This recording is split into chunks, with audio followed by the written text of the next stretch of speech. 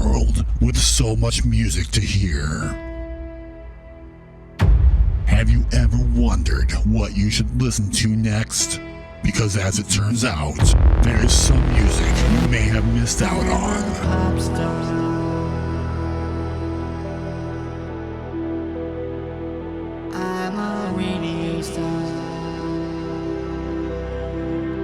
In an exclusive interview with the guys behind Midiboy,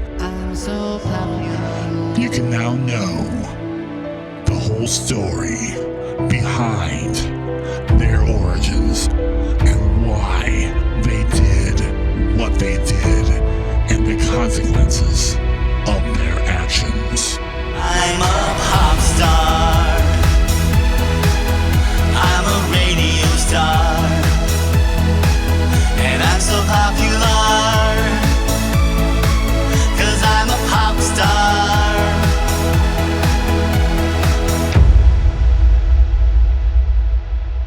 Hello, this is Greg from Midiboy. Welcome to our special edition of Behind the Band. You may not know my full backstory here and how I became Midiboy. I used to work for a company that made sound cards. And you may have heard of Diamond Multimedia. And anyway, I was the product specialist for these sound cards, and I was pretty much the only person that really understood MIDI. So everybody started calling me Midiboy. And I thought, well, that's kind of cool. So I'm gonna start writing music under the name Midiboy, and that's what happened. So as Midiboy started, I wrote all the music, performed all the music, but what you may not know is I did not write all the lyrics. So what I'd like to do today is introduce you to a special guest, Joe Flynn, who wrote most of the lyrics for our earlier music. That's right. Yep. Yes. So how did you get involved with Midiboy? Well, it all started when Greg and I were working at a Christian bookstore at the same time, my first job out of high school. And I'd heard that he was doing music and I was starting to get into some lyric writing. So we got together and I presented to him some of the lyrics that I had come up with. And a couple of them actually made it on Midi Life Crisis. Yes, the album that we rarely talk about. You may actually know more of the songs from that album because I redid it completely on an album called Revitalized. But in its original form, the best thing I can say about Midi Life Crisis is it was kind of a train wreck. Because we didn't know what we were looking to do yet. The album had no consistent genre. I mean, one minute you're having a synth pop song, next minute you're having a piano-only ballad. It just wasn't consistent. But it had some good songs on it. And we did it all on 4-track recorder too. That's true. I forgot about that. Yeah, no loops, nothing. Well, I did use acid on some of those songs. So bit. we had some loops, but it was still very archaic. See what I did there? So, it was kind of pitiful, I guess you can say. But we had some great songs. In fact, one of my favorite songs on that album is one that he wrote called Eager. And I did redo that on the new album and kind of gave it the justice it deserved. But this guy right here, Joe, wrote a lot of the song, a lot of the earlier lyrics. Well, on the first album, Eager, Wayward, and was Depression on there too? Depression, yes, I think it was. Depression might have been on there as well. Yeah. It shows up later on too. Yeah, and then I also redid that song on, was it Fluffy or was it Norfolk? I think it was Fluffy. Yeah, I can't remember. I'm getting old. Yeah. So anyway, but the cool thing about it is I was living out west in the state of Oregon, and Joe was, during the beginning part of Midiboy, was living in Toledo. Yep. And but then later, when Rejuvenate came, our third album that we talk about, Joe was actually not in Toledo. He wasn't even in the United States. No, I wasn't. Where were you? From 2005 to 2006, I was in Iraq as part of the U.S. Army, doing medical operations there. Not operations, but medical stuff. No surgeries performed by me, thankfully. Would you have passed out? I probably. Yeah. No, I just worked in the clinic. Yeah. But so a lot of those I was inspired by being over in the cradle of civilization. And that inspired a lot of the lyrics within Rejuvenate. Yeah. In fact, the song Mercy and Grace was written specifically about that experience. Yeah. And Yeah, and actually one song that was not a Midiboy song, it's actually from the other side project 19 was Unreachable Sky, which is also inspired by my times over there. Yep. So Joe is not only involved just with Midiboy, he's been involved with me musically for pretty much my entire musical journey. You want to call it that? He's helped out with Midiboy, he's helped out with 19. There's even a couple songs on the Impossible Nothing that he had something to do with. Mostly, there were songs that I kind of recycled from Midiboy, and we've actually written songs, or he's written songs that we put music to that never even made it on the album. Like a song that got taken off of Synth Pops, or didn't make the album. What was it called? The medical one. Vaccine. No, well, there's that. We don't talk about that We song don't talk either. about that one. Sorry, I mentioned it. But there's another song. Let me look here in the computer, because I actually have it on the special edition of Synth Pops, and Tragedy of a Bleeding Mind. Oh, yes. And that was when he first got into the whole medical thing, and this song was a very medically oriented song. Had a lot of medical terms in it. It was pretty cool. Yeah. For some reason, it just didn't make the cut. I'm sure I'm going to revive the song someday, because it was a really good song. We did music to it. Yeah, we definitely did music to it. And there was another song he wrote that didn't make the cut, although I did perform it live in 2 of my shows. To Be There Until the Fire Passes. Okay. Remember that? Yes. It was kind of our attempt at being the Bee Gees. Remember, I had real high vocals. Okay. Yeah. But yeah, that song will probably not be resurrected. Yeah, well, what some people may not realize too, on Synth Pops, if anybody has the physical CD, which we have over here. This is the only copy I have left. And this is the only one I refuse to sell because it's, like I said, my only copy. So we had Synth Pops, which was inspired, the theme of the artwork was inspired by a cereal box. And on the flip side, we had plans. See, Synth Pops came out in 2002. In 2005, we had plans that we would follow Synth Pops up with Synth Crunch, which was going to be the heavier songs that I had written and Greg had written before, in working on this project. We divided them up into a more synth pop sounding album, and we were going to have a more rocky sounding album. Tragedy of the Bleeding Mind was supposed to make that kind of Inside the Mirror. Razor Words, which those 2 songs show up on later album. Those were going to be part of Synth Crunch. How about that? But because of service to Uncle Sam, Synth Crunch didn't happen. Now, this is a cool album cover, right? That's pretty cool. Cereal box in the back. Calories 0, because it's music. Music doesn't have calories. Total filler, 0 minutes worth of filler, because this is a great album. If you don't have it, you need to get it. Cheese, 0 minutes of cheese, because this album has 0 cheese on it. Well, we may be a little bit wrong on that. Enjoyment, though, it's a 50-minute album, 100% enjoyment. That means that all 50 minutes are enjoyable, I think. Now, the cool thing, the ingredients, you see the ingredients, those are all song titles, that was pretty cool. But the really cool thing about this album, you get lined up here, the CD itself looks like a bowl of cereal. Tell me where you came up with this. What is this really? It's not really cereal. This is not cereal. This is actually, I went to Michael's and went to their craft section, and the different sprigs of plastic berries that are on branches, and I went and cut all the branches, all the berries off those branches, put them in a bowl, and actually poured milk over them. So it's real milk. Real milk. Yeah. Okay. So what's really cool about that is that just proves that all these TV commercials you see for all this food may not be real food, but it sure does look good, doesn't it? Now what's cool about this, first off, look at what he did with the Synth Pops here, made it backwards. It's kind of cool. But look at this. Take the CD out of the case. We have an empty bowl of cereal, although we left three puffs. Yeah. So it's kind of a shame. But isn't that cool? I mean, it really is cool. I was really happy with the artwork. And then you got the cheesy part here. Yeah, I guess there is some cheese. There's a little bit of cheese, but it's fun. Looked a lot younger back then. Oh my gosh, no kidding. But look, it's part of a balanced life. Yeah. Yeah. So yeah, part of the fun with being part of Midiboy is not just writing the lyrics some points having some feedback, giving some feedback and say in how the music went for particular songs, but also doing the artwork. Yep. I found the artwork to be a lot of fun and experimenting. And you were really good at it. The first album he actually did the artwork on was Stating the Obvious. It's not open, but there's a 16, if you want to open it, go ahead. There's a 16-page booklet in there that Joe kind of designed to look like a diary. And not only does it include all the lyrics, it includes a little story as well. Now here's a really cool thing. I wasn't planning on telling the story, but I'm going to while Joe's opening this.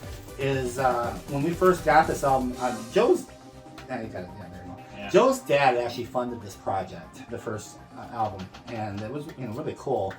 He got 1,000 CDs, and the only thing he asked is that we give most of these away. And I've given a lot away. I know you've given a lot away. One day this girl wrote me, I don't know, I can't remember where she lived. I was living out west at the time. And she emailed me, asked if I'd be willing to sell her a box or a case of 50 of these. And I said, thanks. I said, no, I'll gladly send you a case of 50 of these because the agreement is that we're going to give most of these away. And she goes, well, let me pay for shipping. I said, no shipping. I'll just send it to you.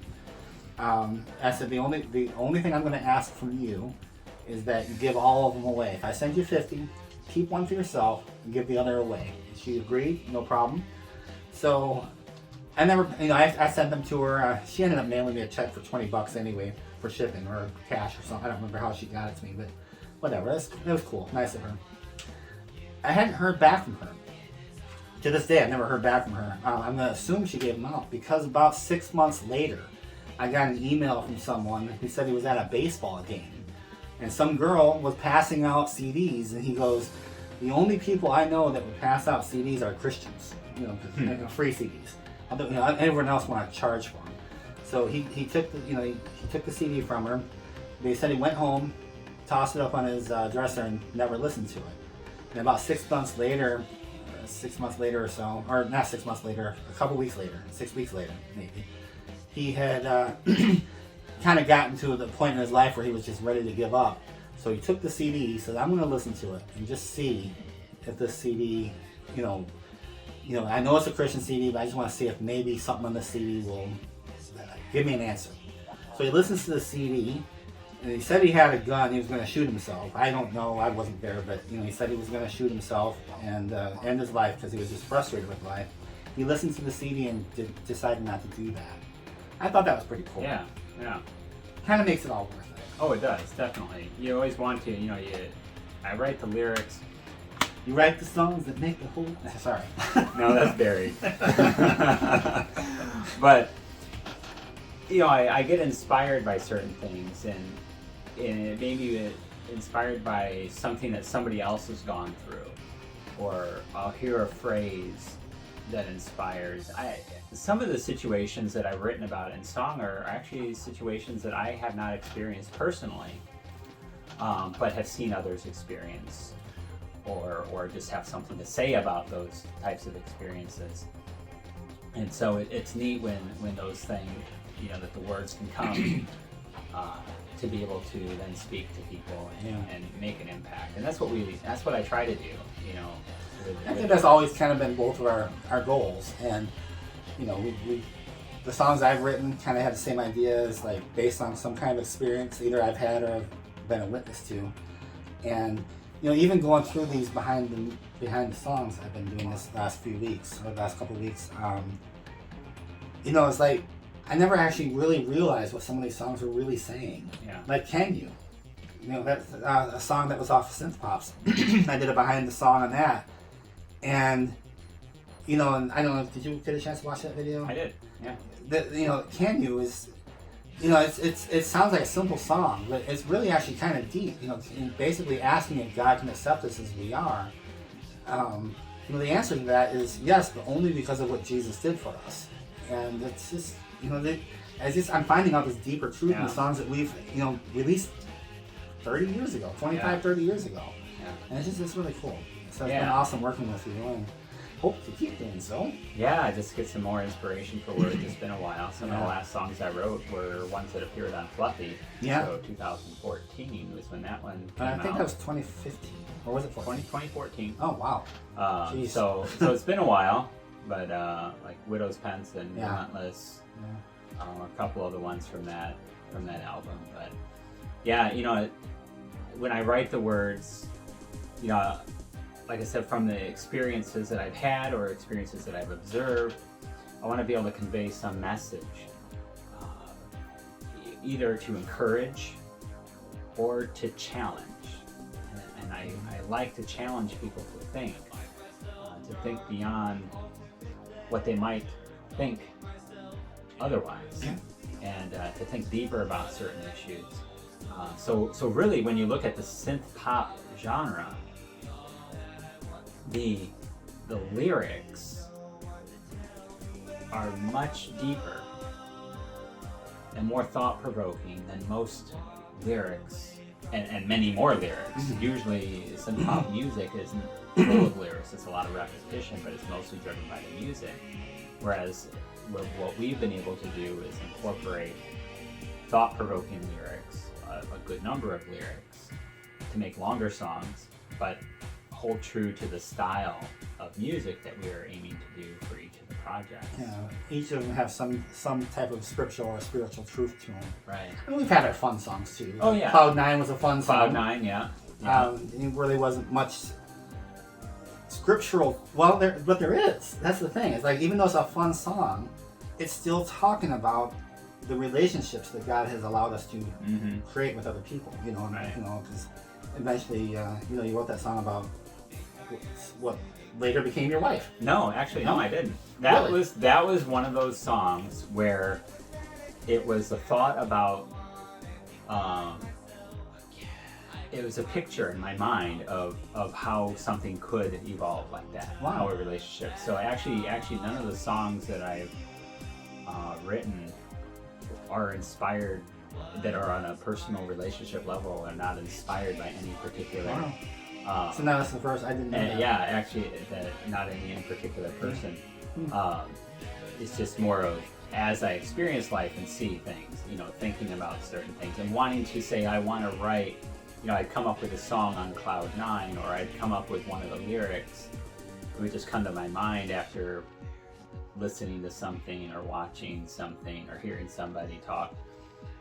And I would have an idea, and I would expound on that idea. Like, what can I do with this idea? And build upon that to have a song that conveys a certain message. Okay. So that's actually how that one, that's Very cool. the story behind that one. Very cool. Because that's actually one of my favorite songs in Synth Pops. There's no way I could have. I didn't redo that song specifically because I don't think I could have done it the justice it already had. Yeah. That was one of the songs I just, nope, not going to redo it. It's perfect the way it is. I really like that song a lot. Cool. It turned out really good. Cool. So. Yeah. What people may not also realize, not only the lyrics, but background vocals. And that's something I've missed out on now being in separate states. Well, you were in separate states before, Well, but that's true, but I came out. You came out to yeah, visit. Yeah. But when I make it back to Ohio, we just don't have the time, or haven't found the time yet to record anything. But not saying it's out of the realms of possibility for the future. It may, but there's spots on some of the, especially stating the obvious. Yep. And maybe Synth Pops a little bit. Perfect Circle. You're on that. Perfect That's Circle. on Rejuvenate. Right. Yeah. So that was one that we recorded earlier. Yeah. So there's different spots throughout those different projects where my vocals are there more of a background. Buried Above the Ground is stating the obvious. You did that one. Yeah. Some of my vocals, spoken words, are processed so that you can't tell that they are me. Like the song Plummet. Plummet. Joe played the part of the old preacher. Yes, that's right. Not many days later. And now, many days later, the younger son gathered everything together and went on a journey into a distant country. And there he squandered his estate with loose living. Fun. So Yeah, that's anyway, a fun time. yeah, that's what I can think of. We got any other? No, it's just been a lot of fun, and you know, I'm excited to hear more stuff. I got to have a special listen to all the songs coming out on Reimagined. He's one of the few people that have actually heard the entire album in its entirety. Entire album. His brother Bob did, my wife has, obviously. Yeah. So it's nice to see how some of those things could be reimagined and breathe some additional new life into some songs, to reach new people, new fans, and kind of broke. This album kind of breaks a little bit away from the synth pop genre and goes into more of a hybrid rock, more modern sound. Yeah. But it's still, I still feel like it keeps the general structure of the songs. Yeah. The general feel of the song, just with a little bit more of a modern sound. Yeah. It's unmistakably Midiboy. I'm a pop star. I'm a radio star.